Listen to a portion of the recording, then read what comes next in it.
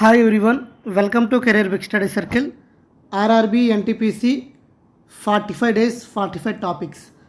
ఇందులో భాగంగానే మనం ప్రతిరోజు వీడియోస్ చేస్తున్నాం. ఈరోజు మనకి 31st డే. మనకి 30 వీడియోస్ అయితే చేయడం జరిగింది. ఈ 30 వీడియోస్ అనేది మనకి కంప్లీట్గా స్టాటిక్ జీకే నుండి చేయడం జరిగింది. సో ఈ 30 వీడియోస్ మీరు ఫాలో అయితే ఖచ్చితంగా మీకు ఈ స్టాటిక్ జీకే నుండి వచ్చే 15 మార్కులకి ఫుల్ మార్క్స్ రావడానికి స్కోప్ ఉంది. మీరు ప్రతిరోజు ప్రాక్టీస్ చేయండి. ఇక ప్రతిరోజు మన టెలిగ్రామ్ ఛానల్లో, అదేవిధంగా కమ్యూనిటీ ట్యాబ్లో మనకి ప్రతిరోజు షెడ్యూల్ కూడా ఇవ్వడం జరుగుతుంది. ఇక ఆర్ఆర్బి ఎన్టీపీసీ ఎగ్జామ్ అనేది చూసినట్లయితే, గ్రాడ్యుయేట్ లెవెల్ ఎగ్జామ్ చూసినట్లయితే మనకి June 2 నుండి స్టార్ట్ అవుతుంది. అదేవిధంగా మనకి అండర్ గ్రాడ్యుయేట్ చూసినట్లయితే June 28 నుండి స్టార్ట్ అయ్యి జూలై ఎండ్ వరకు, జూలై మిడిల్ వరకు ఈ అండర్ గ్రాడ్యుయేట్ ఎగ్జామ్స్ అయితే జరుగుతున్నాయి. ఇది మనకి అన్అఫీషియల్ ఇన్ఫర్మేషన్. మన కొద్ది రోజుల్లో అఫీషియల్ ఇన్ఫర్మేషన్ అనేది రావడం జరుగుతుంది. ఇక మనకి టైం చూసుకున్నట్లయితే June 2 ఉంది కాబట్టి ఖచ్చితంగా మనకి చాలా తక్కువ రోజులు ఉన్నాయి, బిలో 2 months ఉన్నాయి కాబట్టి ఖచ్చితంగా ఒక పర్ఫెక్ట్ ప్లాన్ కావాలి. ఆ పర్ఫెక్ట్ ప్లాన్ ఏంటంటే, ఫస్ట్ ఆఫ్ ఆల్ సిలబస్ని కంప్లీట్ చేయాలి, తర్వాత రివిజన్ చేయాలి, తర్వాత మాక్ టెస్ట్ రాయాలి.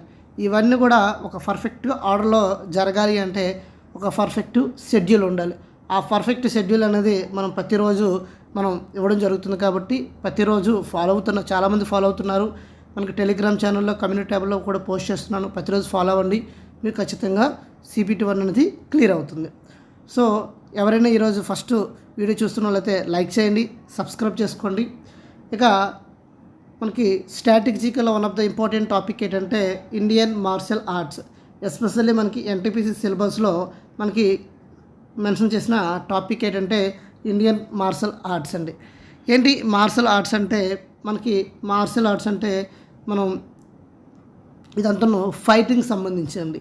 సో ఒక్కొక్క రాష్ట్రంలో ఆ ఫైటింగ్స్ని ఒక్కొక్కలాగా పిలుస్తారు. అది ఎగ్జాంపుల్ మనకు అడుగుతారండి. ఫస్ట్ ఆఫ్ ఆల్ దీని యొక్క హిస్టరీ ఇవన్నీ క్లియర్గా తెలుసుకున్న తర్వాత ఒక్కొక్క స్టేట్లో అవి ఏమని పిలుస్తారు అనేది మాట్లాడదాం. Indian martial arts refers to the ఏమంటారు అంటే ఫైటింగ్ సిస్టమ్ అని పిలుస్తారు. ఏమని పిలుస్తారండి? ఫైటింగ్ సిస్టమ్ అని పిలుస్తారండి. Fighting system of Indian subcontinent. అసలు ఇది ఎక్కడి నుండి వచ్చింది అంటే, a variety of terms are used for the English phrases Indian martial arts deriving from the ancient sources. మనకు పాతకాలం నుండి వచ్చిందండి. ఇక్కడ చూసినట్లయితే ఫర్ ఎగ్జాంపుల్ ఆర్చరీ అవ్వచ్చు, లేకపోతే ఆర్మ్డ్ కాంబాట్ అవ్వచ్చు. ఇవన్నీ కూడా దేనికి సంబంధించిందంటే ఇండియన్ మార్షల్ ఆర్ట్స్కి సంబంధించి. ఇందులో మనకి చూసినట్లయితే మోస్ట్ కామన్ టర్మ్ ఏంటంటే మనకి శాస్త్ర విద్య అంటారండి. శాస్త్ర విద్య అంటే మనకి శాస్త్ర అంటే ఏంటంటే వెపన్ అండి, విద్య అంటే నాలెడ్జ్. అంటే మనకి వెపన్ నాలెడ్జ్ అనేది చాలా ఇంపార్టెంట్. ఇప్పుడు మోస్ట్ కామన్ టర్మ్ ఏంటంటే శాస్త్ర విద్య అని చెప్తున్నారు. తర్వాత Dhanurveda derives from the word of bow అంటే ఏంటంటే ధనుస్, అండ్ నాలెడ్జ్ అంటే వేద. అందువల్ల ధనుర్వేద అంటే మనకు మనకి ధనుస్సు నుండి, వేద అంటే నాలెడ్జ్ అంటే ధనుసు, బాణం, విలువిద్యలు అంటాం కదండి. ఆ విలువిద్యలనే ధనుర్వేదలో మనం చెప్తామండి. Next science of archery in పురాణిస్ లిటరసీలో మనకి ఉంటుందండి. విష్ణు పురాణంలో ఇవన్నీ కూడా మనకి చెప్పడం జరిగింది. ఇక ఒక్కొక్క పేర్లు చూసినట్లయితే యుద్ధ కళ అంటే ఏంటంటే ఫైటింగ్ అండి. కళ అంటే స్కిల్ అండి. అంటే యుద్ధం చేసే స్కిల్ మీకు ఉంటే దాన్ని ఏమంటారు అంటే యుద్ధ కళ అని చెప్తారండి, యుద్ధ కళ. నెక్స్ట్ శాస్త్ర అంటే మనకి శాస్త్రం అంటే వెపన్, కళ అంటే ఆర్ట్ అండి, వెపన్ హార్ట్ అని చెప్తారు.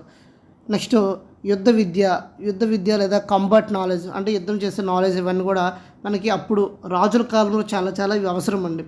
ఎందుకంటే అప్పుడు ఒక రాజ్యం మీద ఇంకో రాజ్యం దండయాత్ర చేసేవాళ్ళు కాబట్టి, సో వాళ్ళకి ఈ హార్స్ రైడింగ్, లేకపోతే ఈ బాణాలు వేయడము, నెక్స్ట్ ఇవన్నీ కూడా అప్పుడు చాలా అవసరం. చూసినట్లయితే మనకి గుప్తాస్ టైంలో, గుప్తులు పాలించిన టైంలో కూడా మనకి కొన్ని ఈ మార్షల్ ఆర్ట్స్ ఫామ్స్ ఉండేయండి. అదేవిధంగా మనకి మహాభారతంలో చూసినట్లయితే అర్జునుడు, కర్ణుడు, నెక్స్ట్ కౌరవులు, పాండవులు ఉంటారు కదండి. వాళ్ళందరూ విలువిద్యలు నేర్చుకుంటారు కదండి. అయితే పాండవుల యొక్క గురువు ఎవరని మీకు తెలిసినట్లయితే కామెంట్ సెక్షన్లో కామెంట్ చేయండి. నెక్స్ట్ మల్ల యుద్ధ మల్ల యుద్ధం మల్ల యుద్ధం మల్ల యుద్ధం అంటే ఏంటంటే కాంబాట్ రెజ్లింగ్ అండి. రెజ్లింగ్ ఇది 4 ఫామ్స్లో ఉంటుందండి. వేదిక్ పీరియడ్లో మనం మాట్లాడుకుంటాం. తర్వాత నెక్స్ట్ చూసినట్లయితే మనకి ఇలా ఒక్కొక్కటి ఉంటాయండి. మనకి ఏ స్టేట్లో ఏ ఉన్నాయి అనేది మనం క్లియర్గా చూద్దాం. మనకి క్లాసికల్ పీరియడ్ థర్డ్ సెంచరీ నుండి 10th సెంచరీ వరకు ఏమేమి ఉన్నాయి ఇవన్నీ మనకి చూద్దాం. అయితే చూడండి, మిడిల్ ఏజ్లో 11th 12th సెంచరీలో looking techniques 12th century Airavatesvara temple అండి, కలరపట్టు, ఇవన్నీ కూడా మనకి మొఘల్ టైంలో ఉన్న యుద్ధాలు, ఇవన్నీ మార్షల్ ఆర్ట్స్ ఫామ్స్ అని కూడా ఇంపార్టెంట్. మరాఠీ డైనెస్టీస్. ఇక్కడ మనకి ఒక్కొక్క స్టేట్ గురించి మనం మాట్లాడదామండి. ఎస్పెషల్లీ ఫస్ట్ ఆఫ్ ఆల్ చూసినట్లయితే ఆంధ్రప్రదేశ్ అండి. ఆంధ్రప్రదేశ్లో చూసినట్లయితే మనకి ఆంధ్రప్రదేశ్ ఒక్కొక్క స్టేట్ గురించి మాట్లాడుకుందాం. లతికళ ఇవన్నీ కూడా మనకి ఒక్కొక్క స్టేట్లో వస్తాయండి.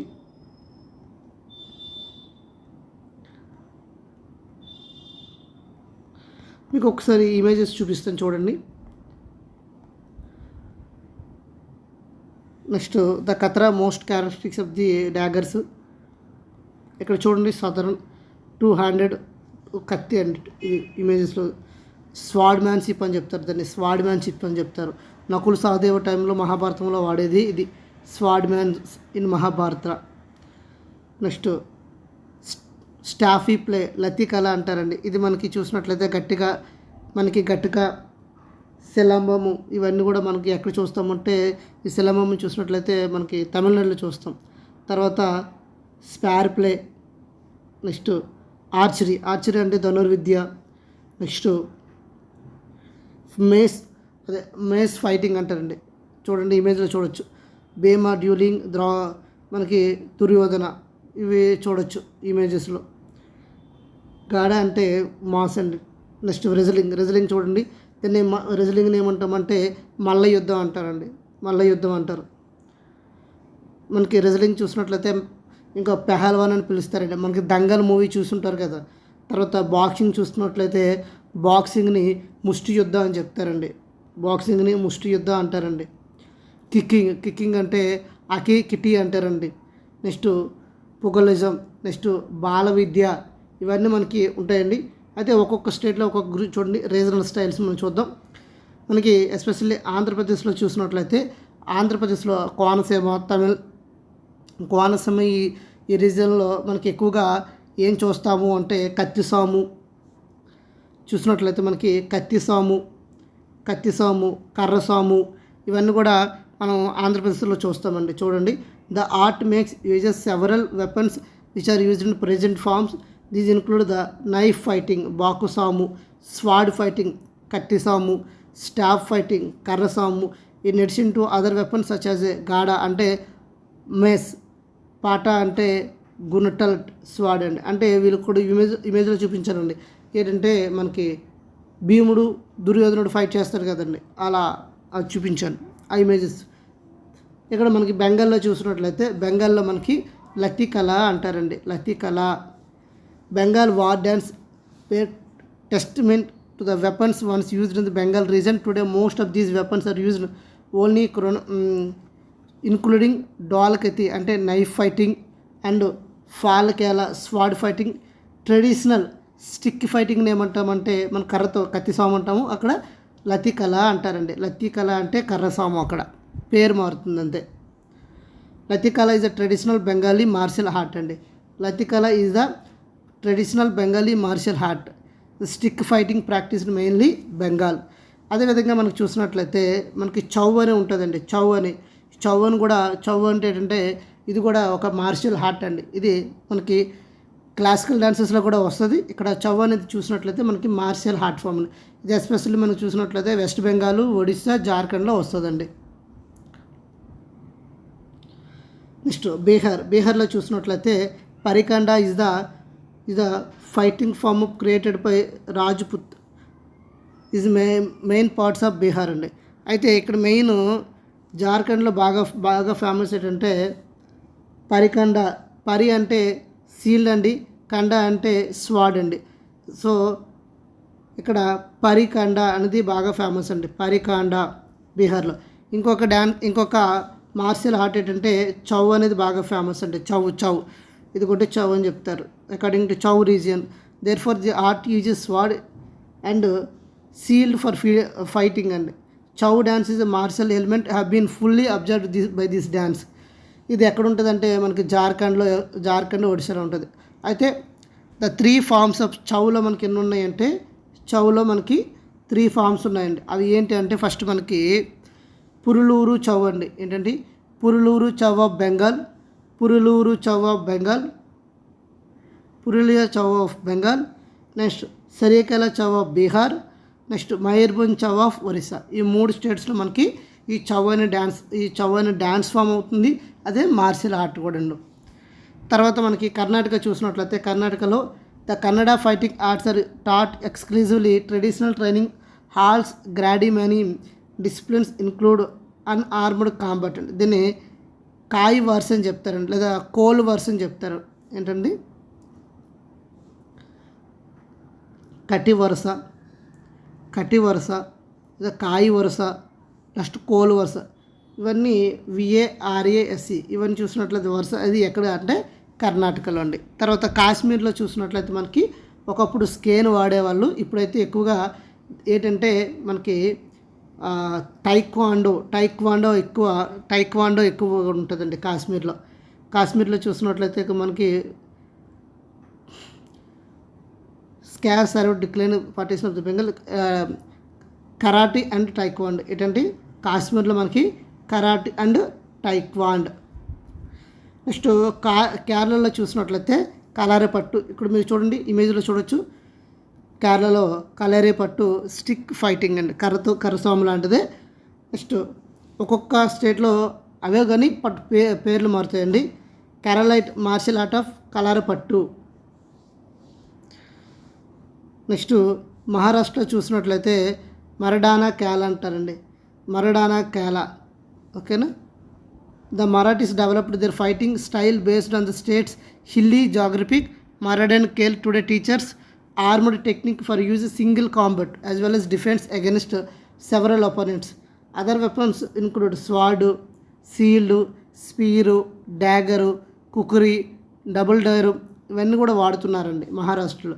అయితే సింపుల్గా దాన్ని ఏంటంటే మరడాని క్యాల్ అని చెప్తారు. తర్వాత మణిపూర్ చూసినట్లయితే తాంగత అనేది చాలా ఫేమస్ అండి. తాంగత అంటే ఏంటంటే మనకి ఇది ఒక డ్యాన్స్ ఫామ్ కూడా చెప్తామండి. తాంగత అనేది the Manipur art of Huyen Langlon was once practised the state of indigenous hilly tribes. తర్వాత మనకి ఎక్కువగా చూసినట్లయితే తాంగ అంటే ఏంటంటే స్వాడ్ అండి, కత్తి స్వాడ్. అంటే స్పియర్, దీంతో వీళ్ళతో ఫైట్ చేస్తారండి, దీన్ని తాంగత అంటారండి. తర్వాత సరక్ అని కూడా కొన్ని వాడుతారండి. తర్వాత నాగాలాండ్లో చూసినట్లయితే అకీకిట్ అని ఎక్కడ ఉంటుందంటే నాగాలాండ్. ఒడిస్సాలో చూసినట్లయితే పైకా అకండి అని చెప్తారండి. ఒడిస్సా యొక్క మార్షల్ ఆర్ట్ ఫామ్ చూసినట్లయితే పైకా అకాండే, నెక్స్ట్ కాండా. ఇవన్నీ కూడా ఏంటంటే ఒడిస్సా స్టేట్ యొక్క మార్షల్ ఆర్ట్ ఫామ్స్ అండి. అదేవిధంగా చౌ అనే డ్యాన్స్ కూడా ఈ త్రీ స్టేట్స్లో ఉంటుంది. ఆ చౌ అనేది కూడా మార్షల్ ఆర్ట్ ఫామ్ అండి. అదేవిధంగా మనకి నార్త్ వెస్ట్ ఇండియన్స్లో చూసినట్లయితే మనకి గట్టక అని పిలుస్తారండి. ఎక్కడంటే గట్టక. నెక్స్ట్ మనకి తమిళనాడులో చూసినట్లయితే ఇదిగోండి, దీన్ని మనం ఏమంటామంటే శైలభము అని పిలుస్తారండి. శైలభం కర్ణాటకలో, అదే తమిళనాడులో అండి. ఇది ఓవరాల్గా మనకి మార్షల్ ఆర్ట్ ఫామ్స్ అండి. ఇది ఇక్కడ నుండి ఒక క్వశ్చన్ అయితే రావడం జరుగుతుంది ఎన్టీపీసీలో. ఈ ఎక్స్ప్లెనేషన్ మీకు నచ్చినట్లయితే లైక్ చేయండి, షేర్ చేయండి, సబ్స్క్రైబ్ చేసుకోండి. Thank you all. జై హింద్.